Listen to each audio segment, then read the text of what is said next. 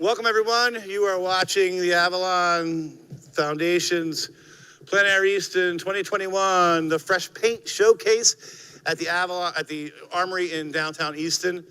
And I'm really excited again to have two very, very astute scholars of art history from the Academy Art Museum next door in Easton. I'm with Sarah Jesse and Mehves Lelic.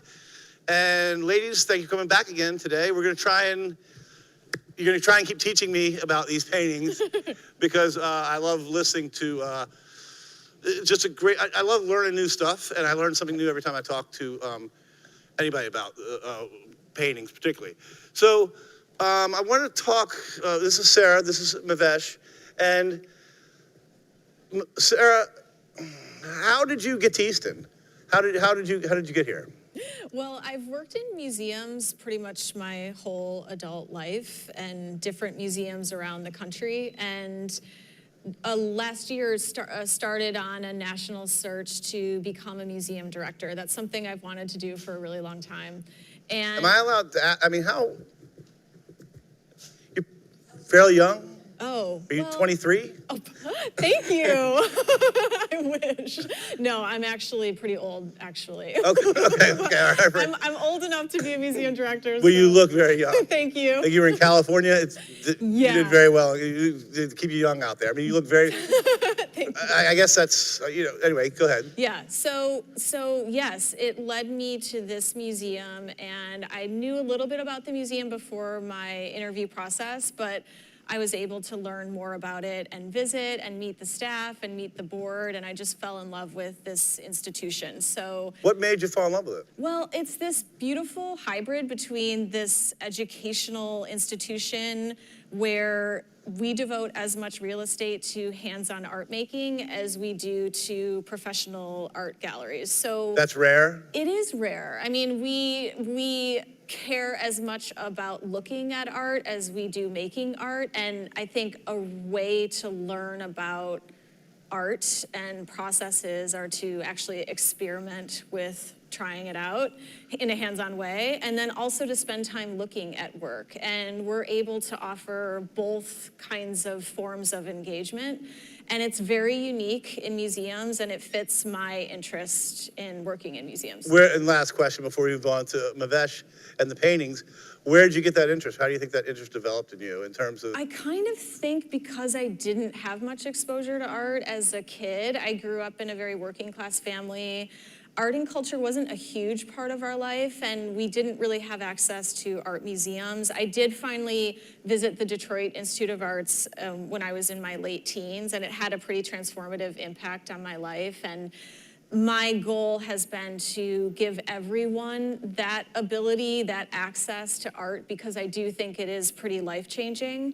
And so my goal really has been to be able to do that. Get everyone interested in, and to do it through as a career. Right, that's great, that's great. It's really, really nice. Yeah. Mehves, we've been hanging out for almost a year now, but I don't really know your background that well. And although I've listened to you talk about a couple art pieces and been totally consumed. What's your history? Before coming here, I worked for Salisbury University's gallery system and permanent collection. And prior, I worked in education as an artist guide at MPA. How'd you get to Easton? How'd you get to Salisbury, I guess is the first one. How did I get to the Eastern Shore? That's an excellent question. My spouse is a historian, and he got a job working at Salisbury University, so we moved to the shore. And I was from city? Chicago. Chicago. But prior, we had spent time in various cities actually across the world. We lived in Istanbul, in Germany. And you were studying art the whole time? I was making it, studying it. I wasn't in school formally the entire time, but I worked for the National Geographic. I did a year-long project for them in Southeast Europe. I worked in Africa for Generation Rwanda, in Kigali, Rwanda, and so you've been everywhere. I guess. Or not everywhere, a lot of places. You've seen art from I've been fortunate, yes, but when I returned to the United States, I was more interested in doing something beyond just making art. And at Salisbury University, I had a great opportunity, which was that we were in this extremely rural place, but we could bring all these artists' work for the students to see and the larger community to see. And I fell in love with that, and it kind of grew from there. Well, both positions are very, very in the art culture here. I think Chris, and then there's been the Art Academy has had a great reputation ever since I've been here, since the 80s. So you have big shoes to fill, and it seems like they've picked two great people. These are the director and curator of the Academy Art Museum, and we're here today to talk about paintings that the plein air artists are doing, bringing in all week. Today is Tuesday. Eventually, the whole exhibit will come back to this building and the Academy over the weekend, starting Friday, Saturday, and Sunday. You can visit a lot of art in St. Michael's, Tillman, and Oxford through tomorrow. But today, we're going to talk about four that Sarah and Mehves have picked out. I don't know where you ladies want to start. Go ahead, Mehves. Yeah, let's start from here. I think our first pick is the most unusual one because when we saw a plein air painting of a cake, we kind of were very intrigued by it. And we were told that this is a Smith Island cake, and not being from here, it's been a real recommendation for both of us. Everyone's like, have you tried this yet? And it looks really interesting because I don't know if you can see the texture in the palette knife work, and especially the varnish on top, but it looks quite shiny and juicy in a way, and I thought that was very interesting. Juicy is a good word to describe it. The brush strokes and the very thick paint on the surface make you want to almost take your finger and take some frosting off of the cake, I think. Right. Very well done. We're getting you the name of the artist. Go ahead, keep going. I'm sorry, Sarah. Please. So, the Smith Island cake. Yeah. Absolutely. Yeah. And cake is not something I would immediately think of as a plein air painting because you would typically think of landscapes, but plein air is really painting in the open air, and a piece of cake on a table could count as that too. Well, again, it's a big discussion amongst painters. They, originally obviously it was to go outside, but if you're painting it in a 2-hour setting, it becomes maybe that's part of it too, because all that had to be done quickly back in the day. Right. So that kind of counts. And okay, so then go ahead to the next one, Mehves, or Sarah, whoever taken that one. Yeah, absolutely. So this painting caught my eye because of the wonderful golden hour light that's shining on it. In photography, there is a golden hour concept where if you take images in the middle of the day, they don't look that good because of how harsh the lighting is. But as the sun is rising or setting, in that golden hour, you get a lot of beautiful lighting on objects. And this is no exception. I think this is really a painterly interpretation of that particular golden hour. I love how it basically sets the boat's windows on fire in this really beautiful orange hue. And I'm also interested in the fact that the boat is not in the water yet. It's in this kind of suspended moment before perhaps being lowered in and going out, or it's up waiting to be worked on. And I like that element of storytelling in this.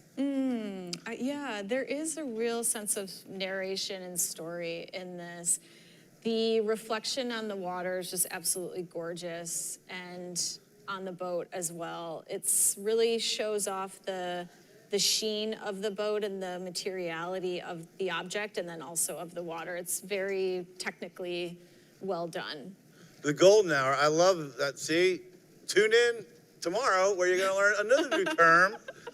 I love that's great. Yeah, and then you can come to our art trivia and get the grand prize because now you'll know. Yeah, it probably will be a trivia question. Okay, we're getting the names of these artists so we can go back to that.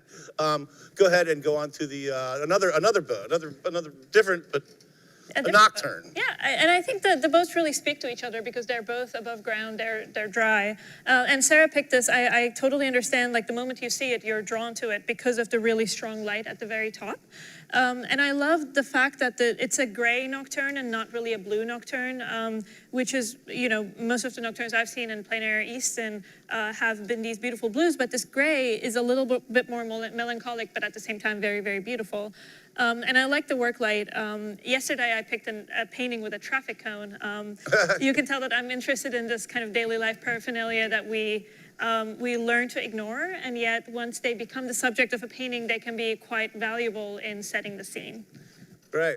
I also see story in this painting as well, because you have this ladder leaning against the boat and this night light almost for work. It looks like work is being done on the boat. And you can just kind of let your imagination go wild in terms of thinking, who's working on the boat? What are they doing? What are they like? Are they alone? It really kind of is evocative in that way, and then the beautiful shadows on the ground as well. And those are the type of things, when you say that, Sarah, like you can imagine what they're doing, where they're working.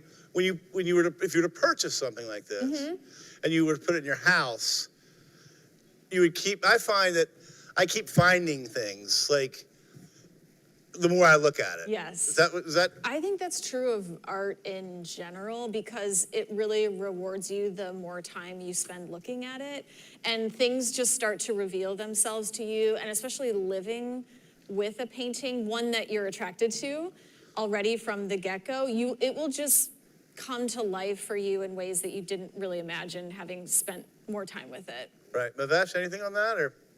Yeah, I completely agree. And the beautiful thing about paintings is that they age differently than paper. And the way that you light it can make such a difference. And in this case, I can only imagine what it will look like when you have a light shining on it that recreates this harsh, direct light in the middle of the painting.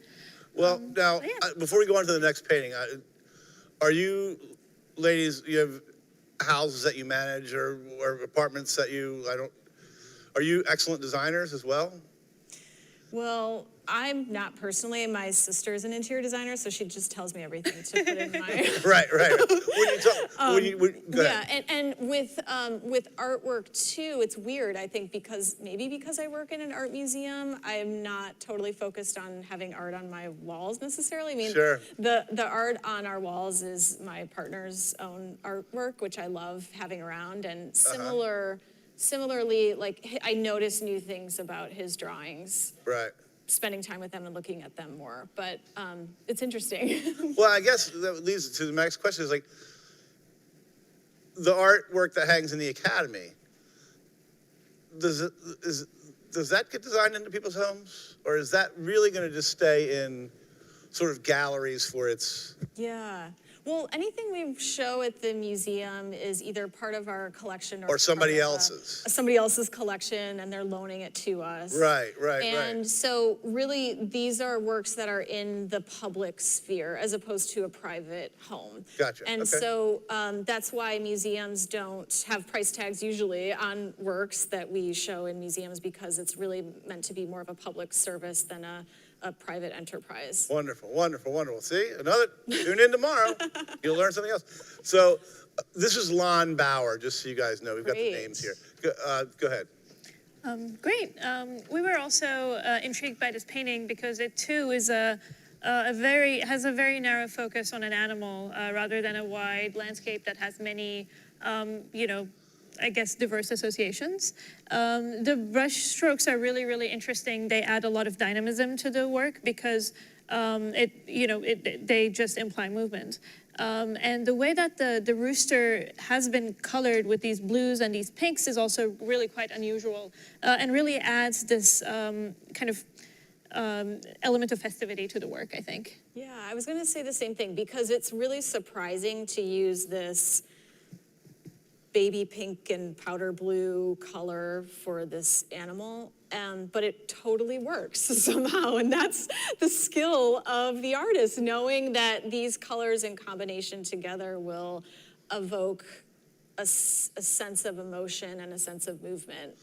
And I do get definitely a sense of this animal kind of shaking its feathers here in this scene. Right. I think that's why you picked it, I think, as we move back. I want to go back over real quick. This is a Tim Kelly painting that we forgot to mention his name. It's a center sailboat. And this is Georgiana Lenson, the cake, Smith Island cake. And then this is Len Miserak here. So, ladies, thank you very much for doing this again. We'll see you tomorrow. Are you planning on doing anything with the festival this year at all? Oh yeah, we'll attend everything. That's great. That's great. We'll be there. The festival goes on through this weekend. And again, all of the paintings, one more day to travel to St. Michael's, Tillman, or Oxford to see the exhibits down there. If you want to save your time and do something else, it'll all be coming back here this weekend and be between here and Academy Art Museum. Also, don't forget tomorrow we have a Coffee and Conversations show tomorrow at 11 o'clock. It's the art history of Talbot County, the landscape of Talbot County, art and sort of like how it tells the story for the legacy of the town. That's with Pete Lesher, Cassandra Van Hooser, and Mary Kellogg from the Tillman Islands Waterman's Museum. Thank you very much for tuning in. Come down and see this exhibit. I guarantee you, you will walk away impressed and not regret it. Thank you very much.